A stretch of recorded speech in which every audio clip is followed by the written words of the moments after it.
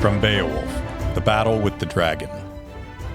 By this point, Beowulf has finished his final battle with Grendel's mother, and they've celebrated at the mead hall once again.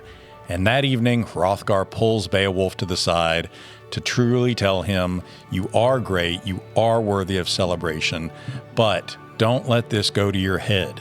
For one day, you too will be old like I am, and fate will turn against you." That next day, Beowulf and his men sail back home to Gateland to thunderous applause and celebration, and even his own people suggest that Beowulf should be king after Hygelac. But Hygelac, Beowulf's cousin, his uncle, his king, also has a son, and Beowulf is not one to misappropriate or take things that don't belong to him.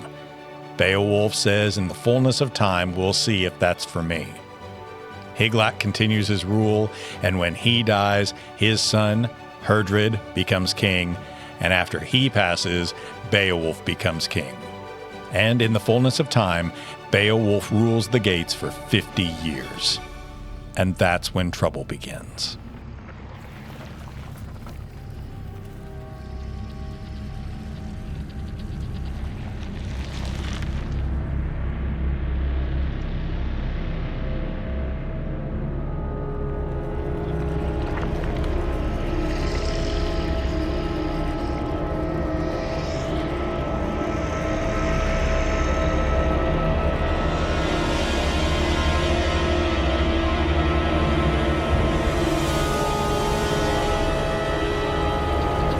Afterwards, in the time when Hygelac was dead, and Herdred, his son, who had ruled the gates after his father, had followed him into darkness, killed in battle with the Swedes, who had smashed his shield, cut through the soldiers surrounding their king. Then when Hygd's one son was gone, Beowulf ruled in Gateland, took the throne that he had refused once, and held it long and well. He was old with years and wisdom, 50 winters a king, when a dragon awoke from its darkness and dreams and brought terror to his people. The beast had slept in a huge stone tower, with a hidden path beneath it. A man stumbled on the entrance, went in, discovered the ancient treasure, the pagan jewels and gold the dragon had been guarding, and dazzled and greedy, stole a gem-studded cup and fled. But now the dragon hid nothing, neither the theft nor itself. It swept through the darkness, and all Gateland knew its anger. But the thief had not come to steal. He stole and roused the dragon, but not from desire, from need. He was someone's slave. He had been beaten by his masters, had run from all men's sight, but with no place to hide. And then he found the hidden path and used it. And once inside, seeing the sleeping beast, staring as it yawned and stretched, not wanting to wake it, terror-struck, he turned and ran for his life, taking the jeweled cup. That tower was heaped high with hidden treasure, stored there years before by the last survivor of a noble race. Ancient riches left in the darkness as the end of a dynasty came. Death had taken them one by one, and the warrior who watched over all that remained mourned their fate, expecting soon the same for himself, knowing the gold and jewels he had guarded so long could not bring him pleasure much longer. He brought the precious cups, the armor, and the ancient swords to a stone tower built near the sea below a cliff, a sealed fortress with no windows, no doors, waves in front of it, rocks behind. And then he had spoke. "Take these treasures, earth, now that no one living can enjoy them. They were yours in the beginning. Allow them to return. War and terror has swept my people away, shut their eyes to delight and to living, closed the door to all gladness. No one is left to lift these swords, polish these jeweled cups. No one leads, no one follows. These hammered helmets, worked with gold, will tarnish and crack. The hands that should clean and polish them are still forever. And these mail shirts, worn in battle once, while swords crashed and blades bit into shields and men, will rust away like the warriors who owned them. None of these treasures will travel to distant lands following their lords. The harp's bright song, the hawk crossing through the hall on its swift wings, the stallion tramping in the courtyard, all gone. Creatures of every kind, and their masters, hurled to the grave. And so he spoke, sadly, of those long dead, and he lived from day to day, joyless, until at last death touched his heart and took him too. And a stalker in the night, a flaming dragon, found the treasure unguarded. He whom men fear came flying through the darkness, wrapped in fire, seeking caves and stone-split ruins, but finding gold. And then it stayed, buried itself with heathen silver and jewels it could neither use nor ever abandon. So mankind's enemy, the mighty beast, slept in those stone walls for hundreds of years. A runaway slave roused it, stole a jeweled cup, and bought his master's forgiveness, begged for mercy, and was pardoned when his delighted lord took the present he bore, turned it in his hands, and stared at the ancient carvings. The cup brought peace to a slave, pleased his master, but stirred a dragon's anger.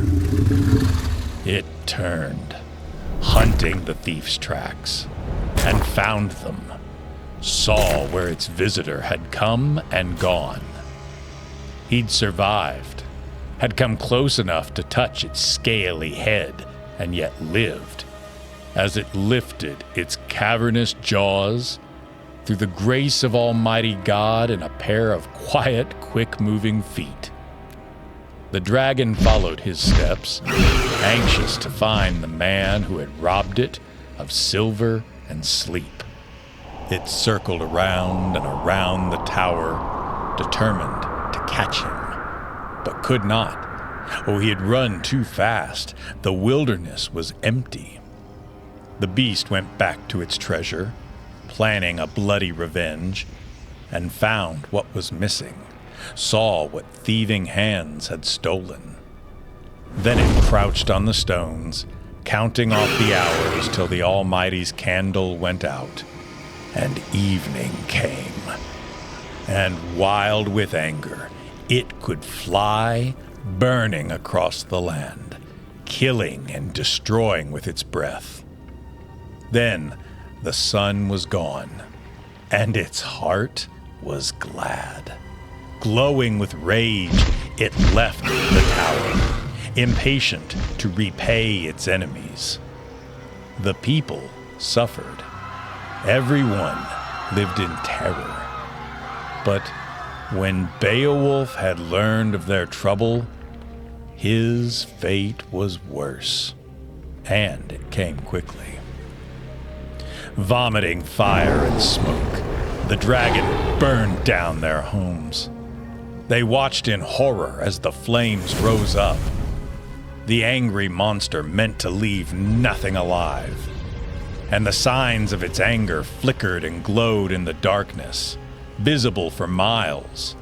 Tokens of its hate and its cruelty, spread like a warning to the gates who had broken its rest. Then it hurried back to its tower, to its hidden treasure, before dawn could come. It had wrapped its flames around the gates. Now it trusted in stone walls and its strength to protect it. But they would not. They came to Beowulf, their king, and announced that his hall, His throne, the best of buildings, had melted away in the dragon's burning breath. Their words brought misery. Beowulf's sorrow beat at his heart. He accused himself of breaking God's law, of bringing the Almighty's anger down on his people. Reproach pounded in his breast, gloomy and dark, and the world seemed a different place. But the hall was gone. The dragon's molten breath had licked across it, burned it to ashes near the shore it had guarded. The gates deserved revenge. Beowulf, their leader and lord, began to plan it. Ordered a battle shield shaped of iron, knowing the wood would be useless and that no linden shield could help him, protect him in the flaming heat of the beast's breath. That noble prince would end his days on earth soon. He would leave this brief life, but he would take the dragon with him, tear it from the heaped-up treasure it had guarded so long. And he would go to it alone, scorning to lead soldiers against such an enemy. He saw nothing to fear, thought nothing of the beast's claws or wings or flaming jaws.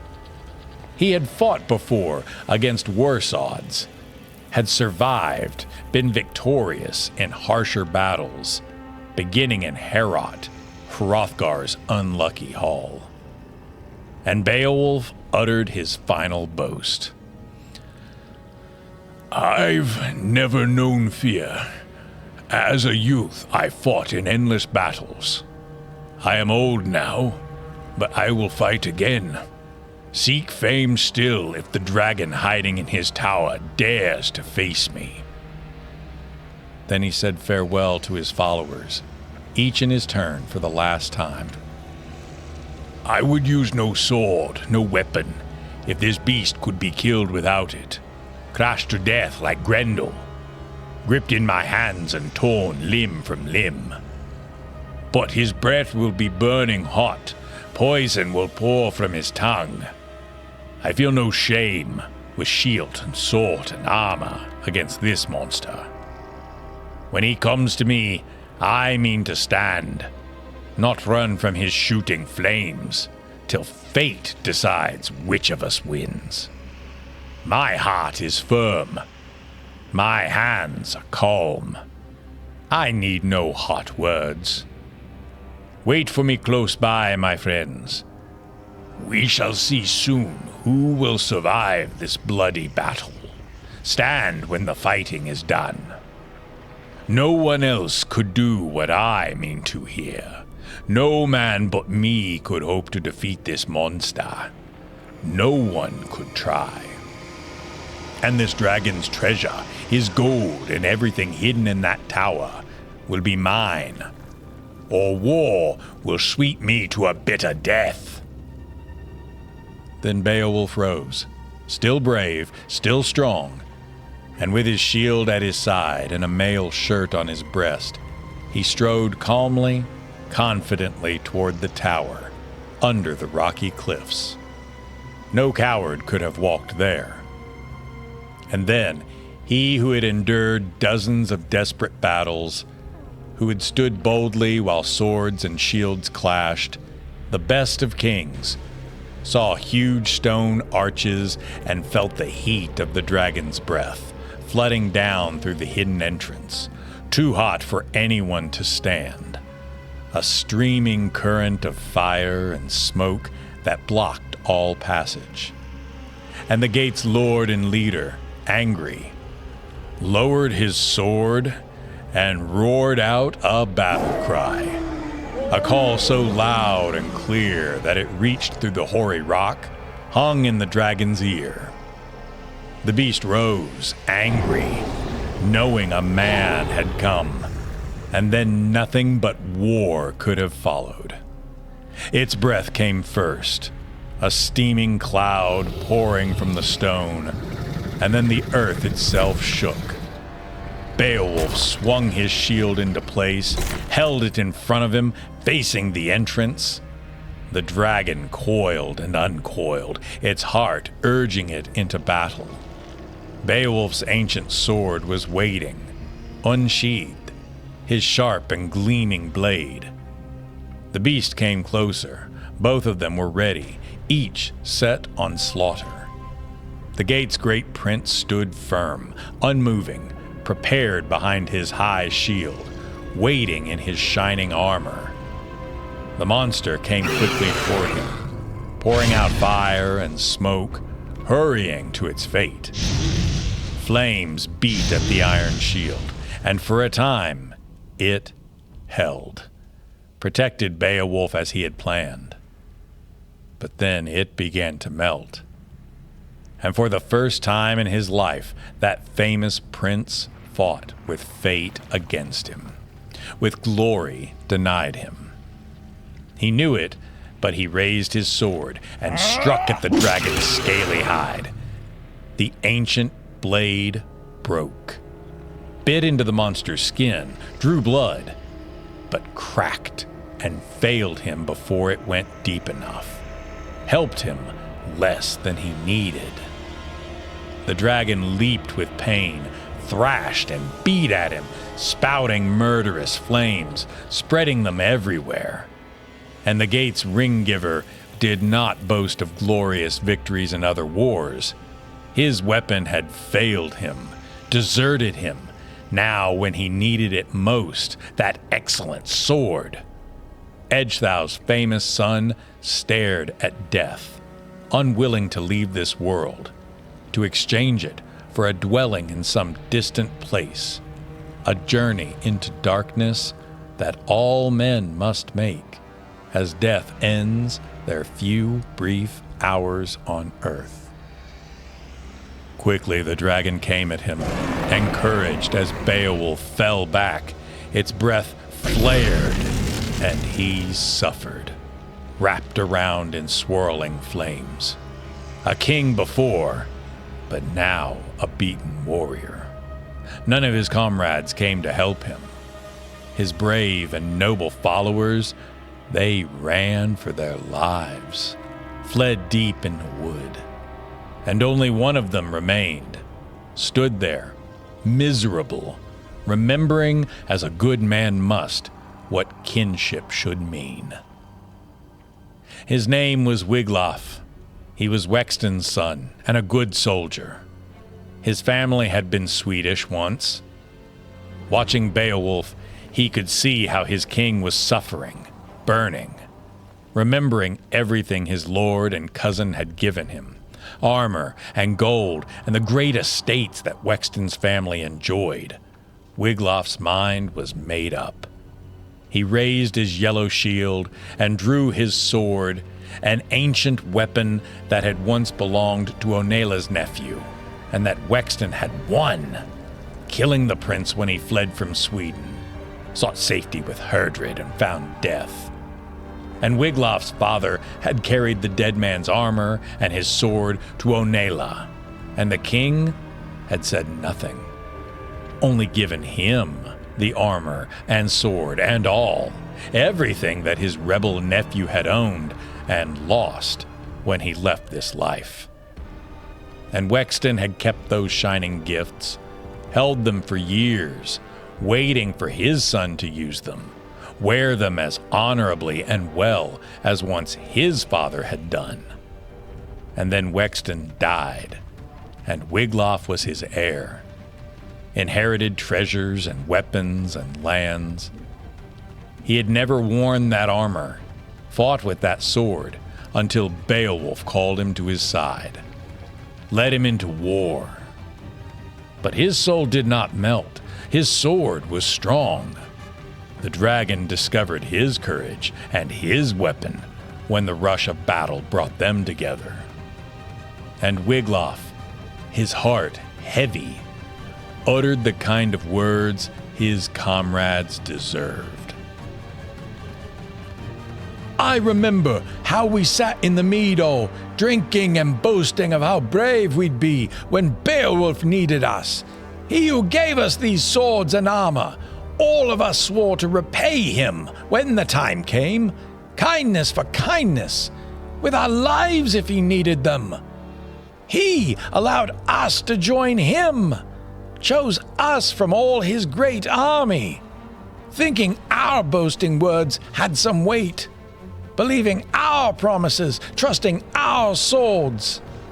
He took us for soldiers, for men. He meant to kill this monster himself, our mighty king, fight this battle alone and unaided, as in the days when his strength and daring dazzled men's eyes. But those days are over and gone, and now our Lord must lean on younger arms, and we must go to him, while angry flames burn at his flesh. Help our glorious king! By Almighty God, I'd rather burn myself than see flames swirling around my Lord. And who are we to carry home our shields before we've slain his enemy and ours, to run back to our homes with Beowulf so hard-pressed here? I swear that nothing he ever did deserved an end like this, dying miserably and alone, butchered by this savage beast. We swore that these swords and armor were each for us all. Then he ran to his king, crying encouragement as he dove through the dragon's deadly fumes. Beloved Beowulf, remember how you boasted once that nothing in the world would ever destroy your fame. Fight to keep it now. Be strong and brave, my noble king, protecting life and fame together. My sword will fight at your side. The dragon heard him, the man-hating monster, and it was angry. Shining with surging flames, it came for him, anxious to return his visit. Waves of fire swept at his shield, and the edge began to burn. His mail shirt could not help him, but before his hands dropped the blazing wood, Wiglaf jumped behind Beowulf's shield. His own was burned to ashes. The famous old hero, remembering days of glory, lifted what was left of Nagling, his ancient sword, and swung it with all his strength, smashed the gray blade into the beast's head. But then Nagling broke to pieces, as iron always had in Beowulf's hands. His arms were too strong. The hardest blade could not help him, the most wonderfully worked. He carried them to war, but fate had decreed that the Gate's great king would be no better for any weapon. Then the monster charged again, vomiting fire, wild with pain, rushed out fierce and dreadful, its fear forgotten. Waiting for its chance, it drove its tusks into Beowulf's neck. He staggered. The blood came flooding forth, fell like rain. And then, when Beowulf needed him most, Wiglaf showed his courage, his strength and skill, and the boldness he was born with. Ignoring the dragon's head, he helped his lord by striking lower down. The sword sank in. His hand was burned, but the shining blade had done its work. The dragon's belching flames began to flicker and die away. And Beowulf drew his battle-sharp dagger. The blood-stained old king still knew what he was doing. Quickly, he cut the beast in half, slit it apart. It fell. Their courage had killed it. Two noble cousins had joined in the dragon's death. Yet what they did, all men must do when the time comes. But the triumph was the last Beowulf would ever earn. The end of greatness and life together. The wound in his neck began to swell and grow. He could feel something stirring, burning in his veins, a stinging venom, and knew the beast's fangs had left it. He fumbled along the wall, found a slab of stone, and dropped down. Above him, he saw huge stone arches and heavy posts, holding up the roof of that giant hall. Then, Wiglaf's gentle hands bathed the blood-stained prince, his glorious lord, weary of war, and loosened his helmet.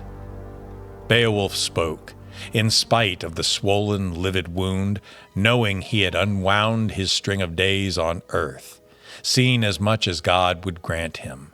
All worldly pleasure was gone, as life would go soon.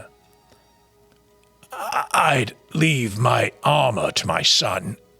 Now, if God had given me an heir, a child born of my body, his life created from mine. I've worn this crown for 50 winters. No neighboring people have tried to threaten the gates, sent soldiers against us, or talked of terror.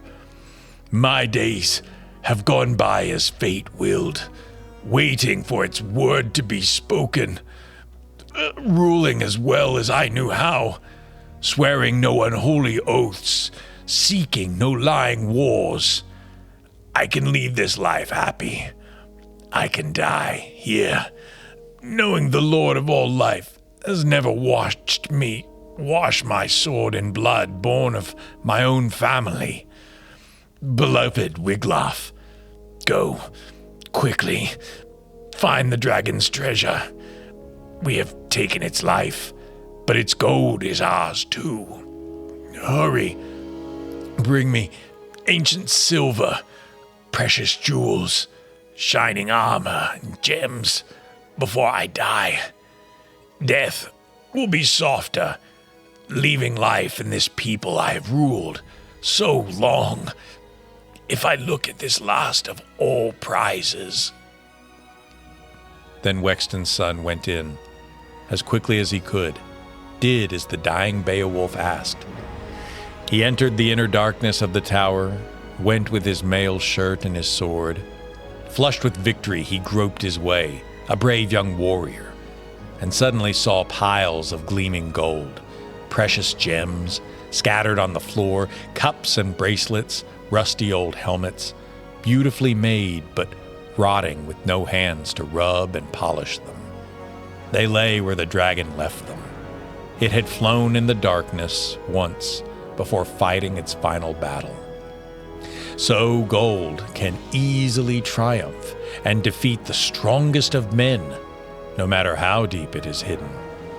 And he saw, hanging high above, a golden banner, woven by the best of weavers and beautiful. And over everything he saw a strange light shining everywhere, on walls and floor and treasure. Nothing moved. No other monsters appeared. He took what he wanted, all the treasures that pleased his eye, heavy plates and golden cups and the glorious banner, loaded his arms with all they could hold. Beowulf's dagger, his iron blade, had finished the fire-spitting terror that once protected tower and treasures alike. The gray-bearded Lord of the Gates had ended those flying, burning raids forever. Then Wiglaf went back, anxious to return while Beowulf was alive, to bring him treasure they had won together. He ran, hoping his wounded king, weak and dying, had not left the world too soon. Then he brought their treasure to Beowulf, and found his famous king bloody, gasping for breath. But Wiglaf sprinkled water over his lord, until the words deep in his breast broke through and were heard. Beholding this treasure, he spoke haltingly.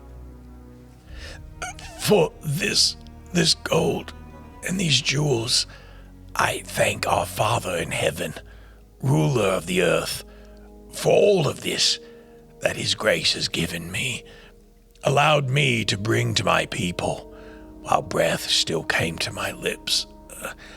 I sold my life for this treasure, and I sold it well. Take what I leave, Wiglaf. Lead my people, help them. My time is gone. Have the brave gates build me a tomb when the funeral flames have burned me, and build it here at the water's edge, high on this spit of land, so sailors can see this tower and remember my name and call it Beowulf's Tower, and boats in the darkness and mist crossing the sea will know it." Then that brave king gave the golden necklace from around his throat to Wiglaf, gave him his gold-covered helmet, and his rings, and his mail shirt, and ordered him to use them well. "You're the last of all our far-flung family.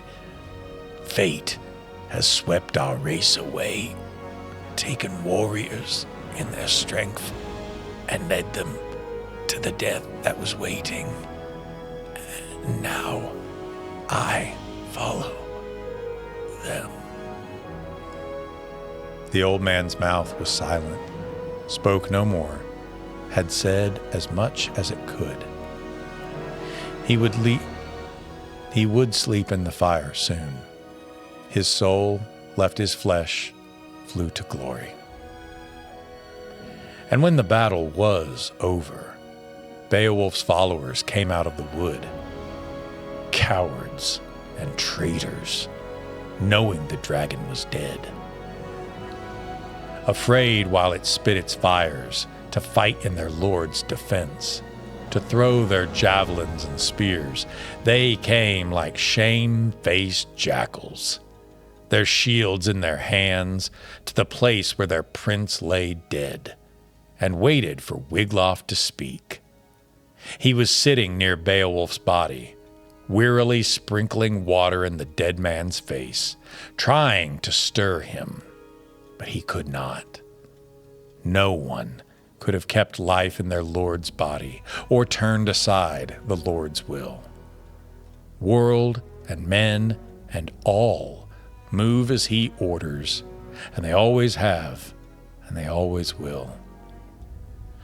Wiglaf turned and angrily told them what men without courage must hear.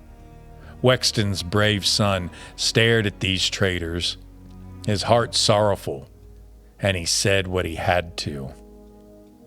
"I say what anyone who speaks the truth must say. Your lord gave you gifts, swords, and the armor you stand in now. You sat on the mead hall benches, prince and followers, and he gave you, with open hands, these helmets and mail shirts. Hunted across the world for the best of weapons. War came, and you ran like cowards. Dropped your swords as soon as the danger was real. Should Beowulf have boasted of your help? Rejoiced in your loyal strength? With God's good grace, he helped himself. Swung his sword alone, won his own revenge. The help I gave him was nothing, but it was all I was able to give. I went to him, knowing that nothing but Beowulf's strength could save us. My sword was lucky. It found some vital place and bled the burning flames away. Too few of his warriors remembered to come when our Lord faced death alone. And now the giving of swords, of golden rings and rich estates is over. Ended for you and everyone who shares your blood. When the brave gates hear how you bolted and ran, none of your race will have anything left but their lives. And death would be better for them all, and for you, than the kind of life you can lead, branded with disgrace. A huge heap of wood was ready, hung around with helmets and battle shields and shining mail shirts, all as Beowulf had asked. The bearers brought their beloved lord, their glorious king, and weeping, laid him high on the wood. The warriors began to kindle that greatest of funeral fires. Smoke rose above the flames, black and thick, and while the wind blew and the fire roared, they wept. and Beowulf's body crumbled and was gone. The gates stayed, moaning their sorrow, lamenting their lord. A gnarled old woman, hair wound tight and gray on her head, groaned a song of misery, of infinite sadness and days of mourning, of fear and sorrow to come, of slaughter and terror and captivity. And heaven swallowed the billowing smoke. The gates built the tower, as Beowulf had asked, strong and tall, so sailors could find it from far and wide. Working for 10 long days, they made his monument, sealed his ashes in walls as straight and high as wise and willing hands could raise them. And the riches he and Wiglaf had won from the dragon, rings, necklaces, ancient hammered armor, all the treasures they had taken were left there too. Silver and jewels buried in the sandy ground, back in the earth, again and forever hidden and useless to men. And then 12 of the bravest gates rode their horses around the tower, telling their sorrow, telling stories of their dead king and his greatness, his glory, praising him for heroic deeds, for a life as noble as his name. So should all men raise up words for their lords, warm with love when their shield and protector leaves his body behind, sends his soul on high. And so Beowulf's followers rode, mourning their beloved leader, crying that no better king had ever lived, no prince so mild, no man so open to his people, so deserving of praise.